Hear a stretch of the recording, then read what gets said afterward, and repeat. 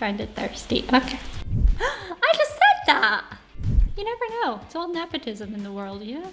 So today I am going to conclude the American Revolution. Who won? I don't know. I never watched part 2 before. It's a mystery. I think I might have an inkling from life, but maybe there's a plot twist. Before I get into today's video, do be sure to like, share, comment, and subscribe. Otherwise, the next time you reach for a biro, it's not going to work. And every other biro thereafter, and you're in a hurry. How inconvenient. So like, share, comment, subscribe to avoid such a horrifying curse. I forgot the word for a second. Part 2. Washington's butt was sufficiently kicked. Winter was here. His troops' morale was low. Some just up and left. Aww. Washington needed to do something, anything to restore faith in the revolution. The British had spread throughout New Jersey and settled in for a winter of drinking cider and partying hard. Nobody expected an attack in the winter, so Washington started making plans for an attack in the winter. The British had hired a large force of Hessian mercenaries from the German states of Hesse So much harder in winter. and out to fight the rebels. It was these mercenaries that were stationed across the Delaware River from Washington and his army. And there were more Hessian reinforcements incoming, but they made an unscheduled stop because their commander got thirsty. No, not that kind of thirsty. That kind of thirsty. It was Christmas Eve with a blizzard outside. Oh, he actually... Oh, yeah. Oh, that kind of thirsty. Okay. Defenses were down, and he decided to attack. He made a perilous crossing of the icy Delaware River with 2,000 Horse. General Cornwallis led the British forces south to counterattack the Americans, but in a series of battles, Washington's defensive positioning and flanking maneuvers defeated the British 3 times in 10 days, and the British decided to abandon southern Yay. for the rest of the winter. Washington finally set up a winter camp in Morristown, but for the Americans, there was much less partying than the British. Elsewhere, the British had taken Newport, Rhode Island, because it was a good naval base, That kind of stands to be true today too. which left British loyalists unsupported and vulnerable to more harassment and even mass Tar and feather. Franklin to France on a mission to convince them to join the war. And while the French generally loved any opportunity to hoodwink the Brits, they didn't want to join unless it was a sure win. Just, again, can we just say how fantastic oversimplified videos are? They are just so clever. I wish they'd showed us this in school. I understand more from watching these videos than I ever did from my horrible history teacher, who was just a big bully. I hope you're having a miserable life. Franklin spent his days chilling out and chasing tail. The British Parliament couldn't believe the war wasn't over yet, and the pressure was on to end it. So the British came up with a plan.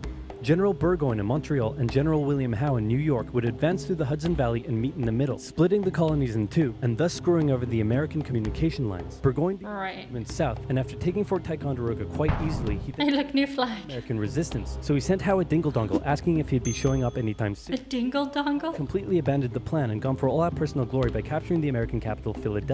He defeated Washington and his army at Brandywine Creek by using the old hit him with a decoy and flank him from behind tactic. And Philadelphia was now in British hands, forcing Congress to escape to York. But Burgoyne was left on his own to face the ever-increasing American force in Saratoga. American General Horatio Gates teamed up with our old friend Benedict Arnold to deal one final blow to Burgoyne's army. Oh, yeah. Wanted to take the fight to the British, but Gates Granny Smith. for the British to come to them. After a heated debate, Gates, the senior officer, told Arnold to go to his room, but Arnold defied his orders, and at the Battle of Bemis Heights, he charged at the British and obliterated them. Great job. Whoa. By the way, what happened to that other guy who was in Saratoga? Who? Benedict Arnold. Never heard of him. Ouch. Hey, George, didn't I do a great job? Taking Philadelphia and all? Didn't I? You're fired. Both Burgoyne and Howe Ooh. Great Britain, leaving British General Henry Clinton to take charge of the war. And the war was a Clinton. nasty turn, because with the victory at Saratoga, the French were finally ready to join the Americans. All right, Benny, we're in. Hey, isn't this kind of funny? You know, because you're a republic trying to overthrow an absolute monarchy, and I'm an absolute monarchy helping you? Like, could you imagine if your revolution inspired my people to revolt against me, and then they imprisoned me and all my family, and they chopped Dun my dun brains off? dun. Could you imagine? Foreshadowing. That's called foreshadowing. For now in I just America, said winter that. was here once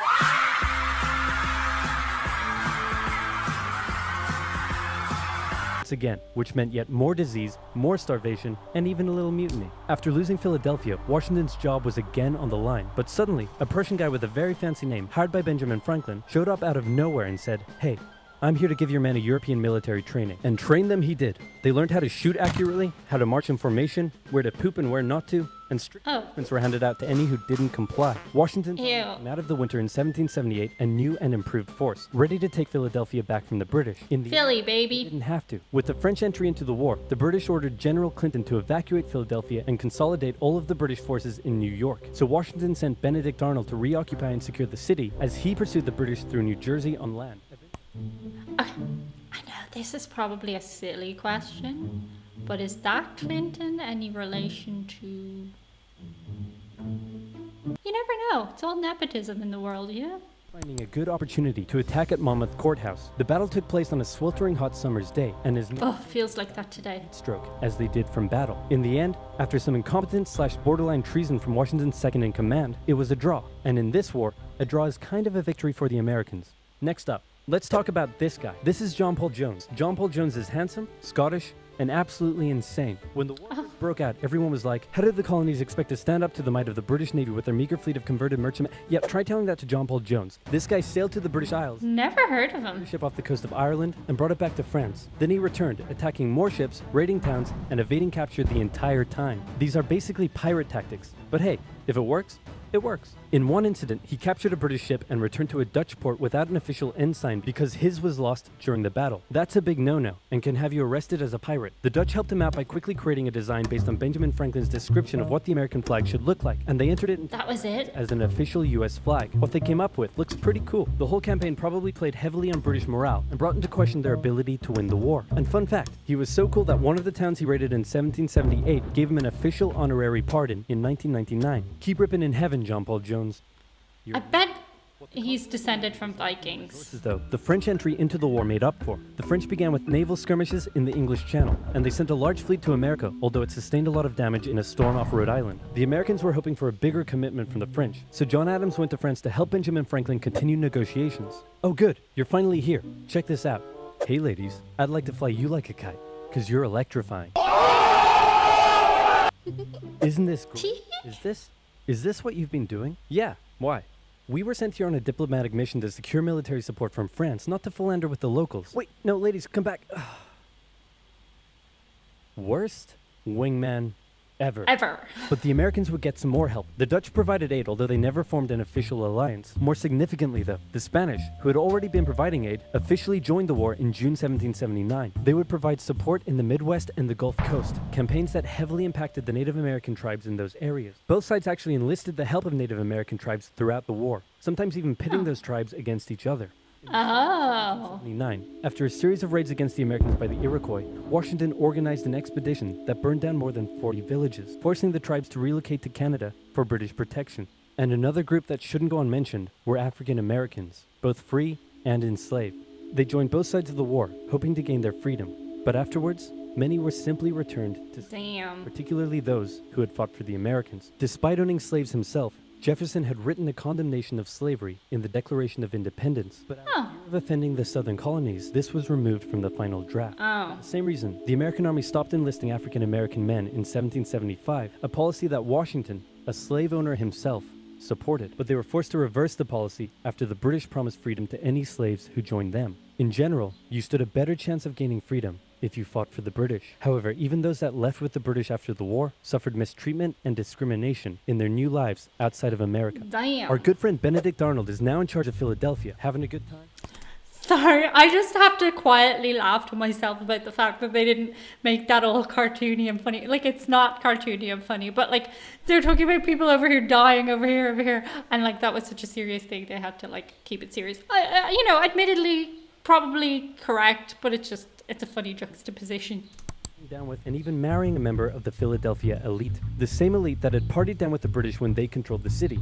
And suddenly, I like the moves. Philadelphia, including the state governor, started accusing Arnold of having pro-British sentiments. To keep him happy, Washington wrote a letter rebuking Arnold, calling his conduct imprudent and improper, and that was too many ouchies for Benedict Arnold to handle. He asked Washington to put him in charge of the fort at West Point. Then he contacted the British, offering to hand the plans of the fort over to them. Want to be my friend? Our good friend Benedict Arnold is our... Yes, no. So the British decided to make a major shift in strategy to the New year, south, new an me. economically rich area with a higher level of support for the British, or so the British thought. A year earlier, they had captured the underdefended city of Savannah, Georgia easily, and a joint American-French counter-siege failed. Now, they laid siege to Charleston, South Carolina. It fell within months, with thousands of American troops surrendering to the British, a costly defeat. The British quickly moved to take control, and they sent stereotypical Hollywood villain with a British accent Bannister the Butcher Tarleton into the backcountry where he hunted down rebels. Bannister Tarleton. Ruthless brutality. The British presence also What a name. Loyalist militias in the backcountry to rise up against their persecutors. The British really seemed to be on More tarring and feathering. very much in Washington's court. I'm gonna send my most loyal general, Nathaniel Greene, to the south to stop the British. Gonna have to overrule you there, George. We're sending Hero of Saratoga and your biggest rival, Horatio Gates. Watch this. Horatio again. Again, everybody will love me, and I'm gonna get your job. Here I go. And he got into one battle with Cornwallis, got annihilated, and ran away. Alrighty, let's go with your guy. Nathaniel Greene knew the British outnumbered his own forces and wouldn't be defeated with conventional tactics, so he had to think outside the box. He split his army into two, said, "Hey big boy, look at me," and then they went running in two different directions. Cornwallis sent Tarleton after Morgan, and he caught up with him at Cowpens, where Morgan proceeded to kick Tarleton's butt. Then the two led Cornwallis on a wild chase through North Carolina, his bigger and better equipped army much heavier Yum yum, lots of rum. and mobile troops. Greene led Cornwallis further and further from his supply line, then crossed the Dan River into Virginia, picked up some reinforcements, and turned back to face the now exhausted British. At the Battle of Guilford Courthouse, the two sides engaged in vicious close. Wow. Cornwallis, fearing loss, fired his big guns into the chaotic fighting, cutting down many of his own men. Greene retreated, giving Cornwallis the victory, but Cornwallis lost a quarter of his men in the fighting, so it felt much more like a British defeat. At this point, both sides desperately needed something to happen soon to end the fighting. The British were running out of money, while the Americans were again facing mutinies as the men went without pay or even basic living needs. Come on now, lads. French were now showing up in greater numbers and were ready to fight. The French saw Cornwallis's new position as an opportunity to land a decisive blow on the British. Washington wanted to attack Clinton in New York, but the French said it was a really dumb idea. And to be fair, It's a really dumb idea. Washington sent out fake dispatches to make it look like they would attack. Watch out, I'm gonna get you, boy. The combined force marched all the way down to Virginia. A large French fleet under the command of Comte de Grasse arrived and successfully cleared the British Navy out of the Chesapeake Bay. The combined land and naval forces then laid siege to Cornwallis's army in Yorktown. Oh, they're making ground. Around the city, raining artillery down on Cornwallis, who desperately appealed to Clinton for aid, but Clinton was unusually chilled out about the whole thing. Cornwallis held out for nearly a month before he had no choice but to surrender. Over 7,000 British troops were captured, a crushing defeat. The resulting treaty in 1783 saw Great Britain Treaty of Paris. soil, recognize U.S. independence, and cede territory up to the Mississippi River. In return, the Americans agreed to pay any debt still owed to Britain and gave fair treatment to any colonists who had remained loyal to the crown. The Spanish Okay. while the French got an economic crisis that led to its own revolution a decade later. Washington retired There we go. Vernon, wishing his men farewell by saying, "I most devoutly wish that your latter days may be as prosperous and happy as your former ones have been glorious and honorable." He hoped to live out the rest of his days in peace. But unfortunately for him, a number of people wanted him to be the first leader of the new country. And by a number of people, I mean literally everyone. The first campaign in American history was basically a grassroots effort to convince Washington to accept the office. He was sworn That's funny. in 1789, and he himself established many of the standards and limitations of what the American leader should be. Making treaties with foreign Should nations. be called. Is he a king? Is he our glorious leader? In the end, they went for a word that at the time was pretty modest. President, like the president of your local club or office bake sale committee. He set up a cabinet of expert advisors, knowing that no president could know everything, no matter how much of a stable genius they claimed to be. He proposed major legislation to Congress and gave an annual State of the Union address to keep his own in check. He stated that the U.S. should remain neutral in foreign conflicts, and in the end, he voluntarily Yeah, that didn't work out. just 2 terms. He could have made the presidency anything he wanted, but his careful and cautious actions helped set the precedent of an office that is powerful in its limitations, decisive through its diplomacy, and respected in its humility. And so the United States was born, and everything was perfect. It had no problems, not a single one. Certainly nothing that would, cause such an extreme divide that it would lead to a civil war. Oh, I really enjoyed that. Did you? Because you were yawning at the end, right here. About the whole thing. Cornwallis held out for nearly a month. And here. President of an office that is powerful in its limitations, decisive through its diplomacy, and Just those inhaling yawns, you know?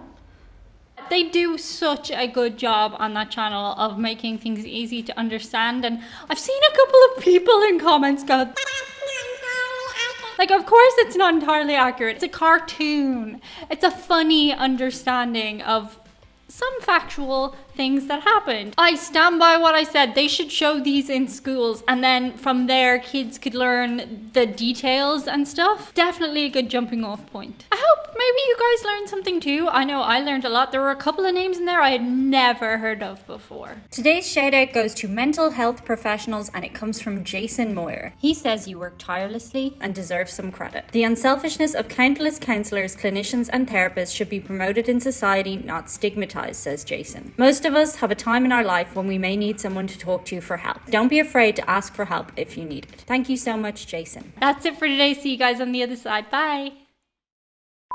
Oh, are you so happy to be finished? You want to come over here? Oh, chip up. Oh, sorry. Is it so hot today? Tell everyone how hot it is. It's fucking boiling. It is. It's absolutely boiling. Will we go get you some milk? Ah, I'm wearing shorts. You just scratched my leg.